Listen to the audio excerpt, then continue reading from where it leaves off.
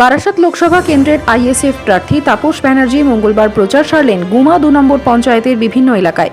এদিন তিনি বাড়ি বাড়ি ঢুকে মানুষের সঙ্গে কথা বলে তাদের সমস্যার কথা শোনেন। এদিন প্রচারের পর আইএসএফ প্রার্থী তাপস ব্যানার্জি জানিয়েছেন, আমি এসেছি আজকে অশোকনগর বিধানসভার গুমা ব্লক 2 এবং গুমা ব্লক 1, যেখানে জোর করে ছিনিয়ে নিয়েছে প্রায় আমাদের 5খানা সিট পঞ্চায়েতে গণনা কেন্দ্র থেকে কেড়ে নিয়েছে, এবং প্রধারক যে পাশে দাঁড়িয়ে আছে গুমা 1 নম্বর, তার সিটটাও কেড়ে নিয়েছিল। সকালবেলায় আমরা আবার ঝামেলা করে সেটাকে বিশৃঙ্খলা তৈরি হয়েছিল পঞ্চায়েত নির্বাচনে, সেই অঞ্চলেই আমি কেমন সাড়া পাচ্ছেন মানুষের কাছে? দোয়া করে বেরিয়েছে, আমার বাড়ি থেকে বেরিয়েছে, দোয়া করছে, আশীর্বাদ করছে। ভোটে জিতলে এই অঞ্চলের মানুষকে কি আশ্বাস দিচ্ছেন? ভোটে জিতলে কি করবে? ভোটে জিতলে আগে দুয়ারে এমপি পৌঁছাবে, দুয়ার থেকে মানুষ যা সিদ্ধান্ত নেবে সেটাকে কার্যকরী করার জন্য দিল্লিতে কথা বলবে। ব্যুরো রিপোর্ট, নজরে বাংলা।